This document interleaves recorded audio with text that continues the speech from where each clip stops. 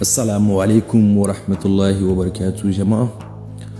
Barkanku da wannan lokaci, ina muku dubban gaisuwa da fatan alheri. Wannan bidiyon da kuka ga na kawo saboda na lura akwai wata hikima ciki wadda da sauran malaman mu suna amfani da wannan hikima, to da zaka iske abubuwa suna tafiya fiye da yadda suke tafiya yanzu.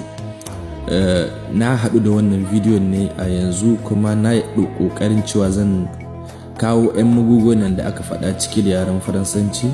Zan ɗan yi tarjama kaɗan, mutanen musu masu ƙaru. Wato wannan matar da kuke kallo Kirista ce, ta karɓi musulunci cikin ikon Allah. Lokacin da ta zo tana son ta karɓi musulunci, tambayar da ya fara yi mata bayan ya bata hijabi ta suturce jikinta, sai ya tambayeta eske akwai wanda yace zai bata kuɗi za ta shiga musulunci? Ta ce a'a. Yace akwai wanda yayi alƙawalin zai miki aure, zai aure ki in kin zama musulma? Ta ce a'a. Yace mata akwai wanda yace zai biya ki in kin zama musulma? Ta ce a'a. Yace to dan me kike so ki zama musulma? Ta ce tana son ta zama musulma ne saboda dalili musulunci da ta kalla wanda ke yin shi, ta ga akwai kyakkyawan niyya kuma akwai kirki ga mutanen, sannan kuma addini yana da tsari sosai. Shine abin da ya jawo hankalinta zuwa karɓar musulunci. To ƴan uwa, za ku ce wacce hikima ce wadda nake bayani akan ta? Ku dan saurara kaɗan, zan kai ga wurin. Akwai inda ya mata tambaya, bayan ya mata tambayoyi sai ya bata kalmar shahada, inda yake cewa gashi nan da yake ta daga dan yatsa, ya bata ma'anar me daga dan yatsa. Dauka alƙawali ne ga ubangiji cewa ta yarda Allah ɗaya ne, kuma sannan annabi Muhammad manzo ne. Shahada dai, ta karbi shahada. Bayan wannan sai ya dauko alkur'ani mai tsarki amma mai rubutun Faransanci, ma'ana yaren da ta fiji take iya karanta a lokacin yanzu, ya bata. Yake ga mata cewa kuma shi wannan littafin ba za a mika miki shi ba yanzu, za mu bar shi har sai kin tsarki, saboda ya kwatanta mata idan ana yin jini ba a ɗaukar shi, kuma sallan ma ba a yi. Kuma kamin ya kai ga wannan, ya tabbatar mata da cewa addinin musulunci ana yin sallah so 5 ga ini, sannan kuma ana ɗauka azumi da shekara, wanda sun zamto wajibi ga musulmi inda yana da cikakken lafiya. Ta ce duka ta ji za ta iya. Yake ce mata ma ga azumi ne ya gabata kuma kin karɓi musulunci, za ki iya? Ta ce insha Allah za ta yi ƙoƙari, kuma za ta ga ta yi iya ƙoƙarinta. To inda abin yake da muhimmanci, inda ya bani ƙwarin gwiwa in isar da wannan saƙon, shine inda yake mata nasiha da cewa shi musulmi madubi ne. Ya ce mata menene ma'anar madubi ga musulmi? Ya zama madubi shine wanda yake da kyau iya kalli madubi ya san yana da kyau, wanda bai da kyau iya kalli madubi hakan ya san bai da kyau. Me hakan yake nufi? Shi yace mata musulmi ya zama madubi ga wanda ba musulma ba. Ma'ana musuluncin da kake son mutane su karba, su fara ganin alamun musuluncin tattare da tsarin rayuwarka, tun daga shigarka, mu'amalarka, maganganunka, ɗabi'unka. Ma'ana ai koyi da kai. Ma'ana kai ka ce musulmi ne, cin haram, ƙarya, shirka, cin amana, cin dukiyar mutane, ƙarya da kalmomi wanda abinda duk musulunci bai halatta ba, kai da kake musulmi ma'ana kana yin shi.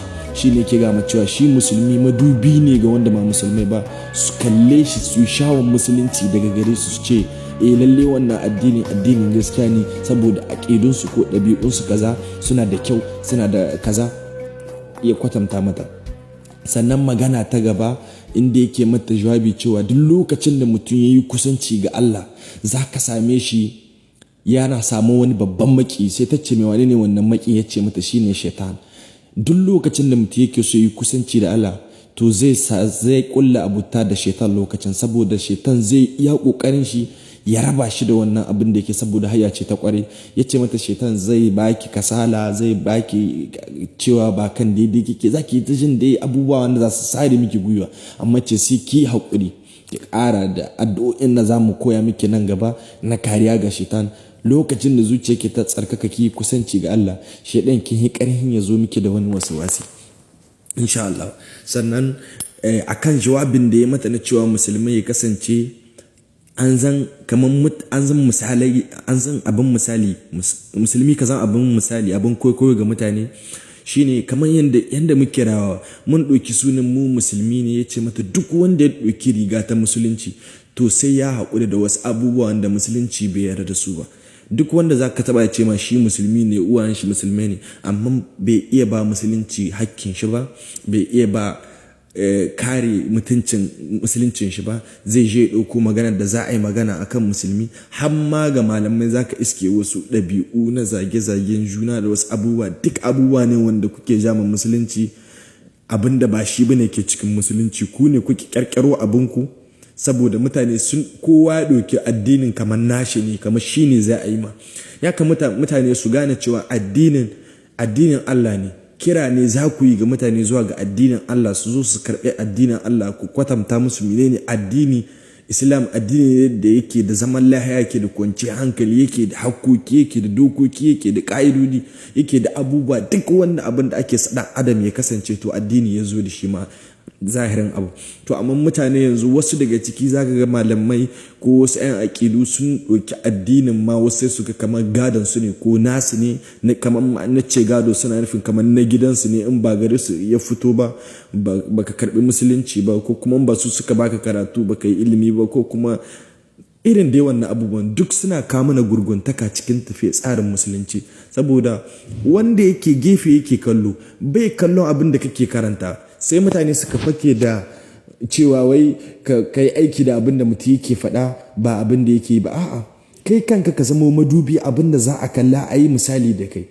Don mutane yanzu ba sa jiran abin da za ka faɗa, abin da ka yi ne suke fara kallo, shi ne suke ma fassara da shi. Ma'ana ɗabi'unmu da aƙidunmu in sun kasance masu kyau, dole wani zai yi sha'awar mu'amala da mu, da yarda da mu, da ba mu amana, da har ƙoƙarin koyo da abin da muke yi. Ne muka kasance babu amana, babu tausayi, babu tarbiyya, babu girmama na gaba, babu girmama malamai, babu kishin addini, to za ka iske wanda ba musulmi ba bai sha'awar shigo abin da bai da tsari. Abin da duk mutane ke sha'awar shiga shine abin da yake da tsari, yake da ƙa'idodi, kuma ake biye ƙa'idodin nashi. Don addini cikakke ya zo da duk abin da kake bukata a koshe ciki. Biyayya da neman sani da kuma haƙuri yake bukata. To amma saɓani yadda muke rayuwa yanzu al'umma, mun manta da yawan mu mun sani abin da muke yi ba daidai bane ba, amma sai mu rufe kanmu, mu ta yi abin da muke so, mu ci abin da muke so, mu bar abin da ba mu so. Haka muke rayuwar mu kamar dabbobi.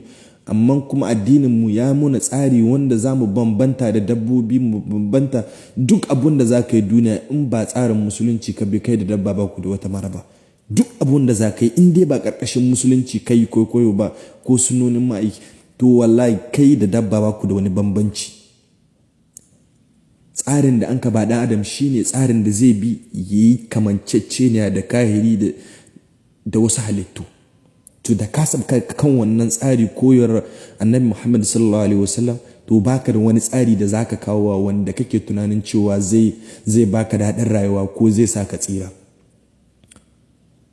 Al'umman annabi sai ku yi haƙuri, wallahi akwai abubuwa da yawa kurakurai cikin tsarin dukan mu gyara. Wallahi akwai gyara da yawa cikin tsarin. Wato wannan mutum wata kungiya ce da ake ce ma DDR, ban sani ko Cote d'Ivoire suke ba, suna yin kokari da kiristoci da wanda ma ba su da addini